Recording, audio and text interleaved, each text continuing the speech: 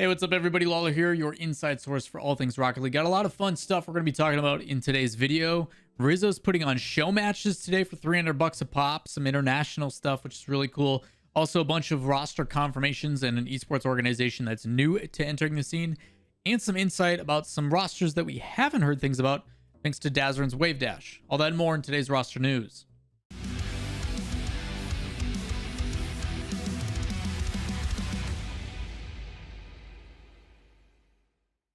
What's up, everybody? Lawler here, inside source for all things Rocket League. Got a lot of fun stuff to talk about today, but before we get into it, as always, if you guys do enjoy the content, trying to hit 50,000 subs by the end of the year. Any of you who haven't already, if you could do so kindly, hit the subscribe button, turn on notifications so you don't miss out on any of the news. And if you guys enjoy the content, make sure you guys give it a thumbs up. But let's get into the start of things.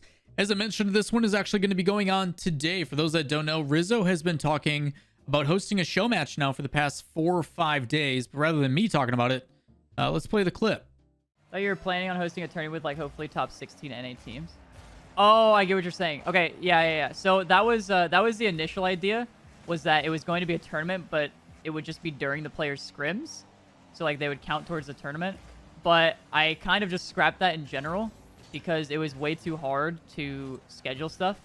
Because the problem with that, if I'm using the players' scrim time to do matches and like move them on to the next day, it creates holes in their schedule to where they either have to wait for a result and then they won't be able to get a scrim on that day, or they have to completely like void a spot anyway because they have to wait.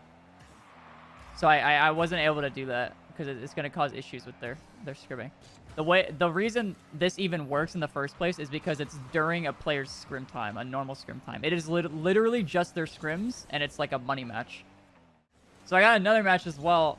The first one is going to be, well, okay, I'll just say the second one, because I gotta make it hype. So the second one is G2 versus SSG, which you guys already knew. So this is gonna be on Wednesday. But the first game, the one before it, fake, is going to be FaZe versus True Neutral. So 5 EST on Wednesday is FaZe versus True Neutral, and then 6 EST is going to be G2 versus SSG. And it's a $300 show match essentially. But I'm basically just hopping into their scrims and calling it a show match, and then we're gonna cast, commentate, and we're gonna have a good time. So the first clip was played 5 days ago, and he basically hints at, hey, we have insight onto doing a show match. I want to do these teams playing against each other. And then in the second clip, he talks about some of the insight as to how it makes it happen. He originally had plans for a 16-team tournament and stuff like that, but due to the way that teams set up scrims, and most teams do 2 to 3 hours of scrims a day, it's very difficult to set up a tournament and take away from that scrim time in order to do a tournament. And because he is doing it the way that he is, teams would have to wait and basically sit there and do nothing while they wait for what could be a scrim instead, and it just doesn't really line up. So because of that, we only have 2 matches, which is better than nothing. And Rizzo does put out an official graphic of this yesterday, saying he has the Scrim Scuffle happening. The first match is going to be between True Neutral and FaZe Clan, the new FaZe Clan, with First Killer on the team. And then we've got G2 versus Space Station immediately after. Scrims usually go for about an hour, so this will be going on today at 5 p.m. Eastern and 6 p.m. Eastern, as shown by the graphics. And for those that really care, drops will be enabled through watching. So if you need to get your precious rewards, you can do so. Hope for Rizzo's sake, he has the exclamation point rewards or exclamation point drops command banned in his chat, or timing out people, as it's going to get really annoying. Up next, we've got something that I didn't even know was supposed to be on the radar, but Wonder, previous of FlyQuest and Rogue and Ambition and a bunch of other teams, is now officially signing something. What that may be, whether it be as a player or as a content creator or something, Wonder has put out a tweet with the notorious GIF of somebody saying it's official and stamping a contract.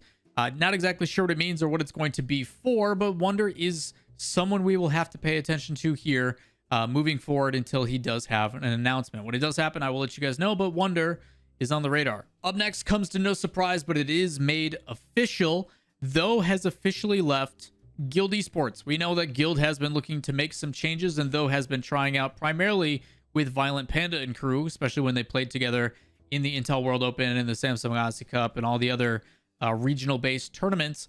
But Guild has officially released him from the team. So whether it be a contract buyout or if his contract has just expired, they are saying goodbye to Though as he moves on in his professional career.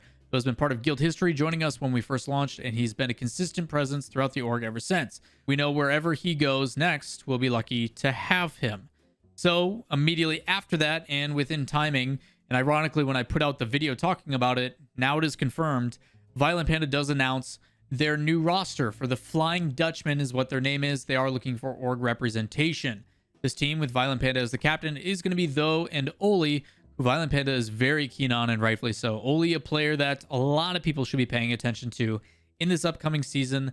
Very reminiscent to Astral, a name you guys should know, in the way that he plays and uses his mechanics. So should be really exciting for a 17-year-old player, really getting a chance to make waves with a tier 1 team. So this could be one of those dark horse teams that, although not signed, may get picked up extremely soon. We did hint at some tweets that did come from Violent Panda and Oli in a recent video, I think a couple days ago, about some stuff that didn't pan out or what was going on. Hopefully we get some more insight to that moving forward. But the big thing that catches my attention, though, is knowing that they are securing Verge as a coach. He is leaving his position at Dignitas to join Violent Panda. I know those two love working together for obviously really good reasons, but I think for financial backing, hopefully that leads me to believe that something good is headed their way, because I know a lot of these players obviously are missing out on a massive amount of money when they are unsigned. So fingers crossed that Verge and everybody else can find a new home with the new organization here soon. Speaking of organizations signing teams, Lille Esports, and I apologize if I butchered that, it looks like a French organization, has signed a roster, team that I was not aware of. It says Lille Esports is coming to Rocket League. Welcome Drifting Baguettes within our ranks. We've got Moxie, Yukis, and Slooey that are going to be joining the team. And they've got a fun video of an RC car actually driving through the streets and splicing in some B-roll content of shots and goals happening at the same time. Whether this team is going to be one that has outstanding performances throughout the season, I do not know, but the fact that they have backing with an organization is always a good thing.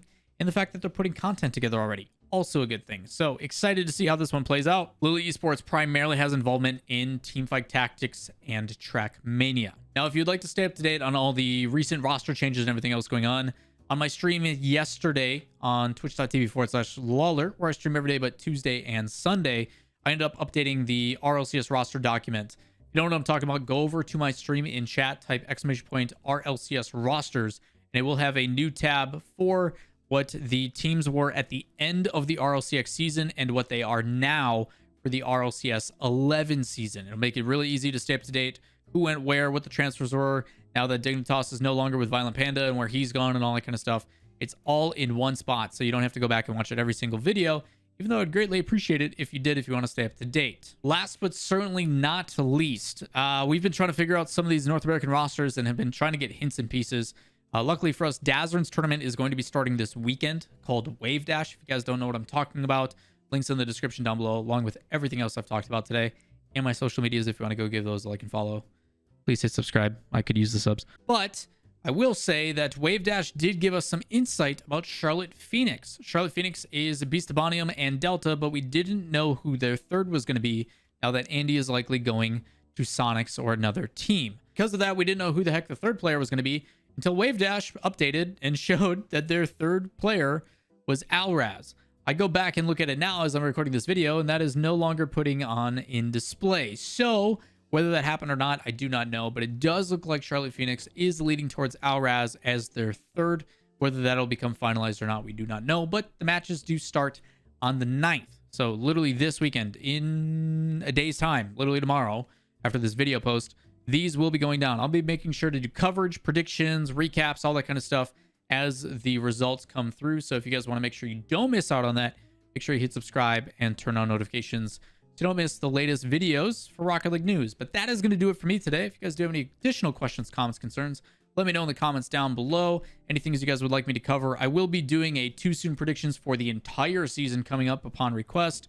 I'll be covering rosters in entirety. If you don't want to check a look at the document, where they came from, where do they go, Cotton Eye Joe, that was lame. But I will be doing also my grading of the rosters, where I think they're going to finish, who I think will go to the World Championships early on, all that kind of stuff as well coming up. Also, some very exciting things to announce here in the near future. Looking forward to being able to tell you all about it when that does happen. So if you don't want to miss out on it, hit subscribe and turn on notifications. I'll see you in the next one. Peace.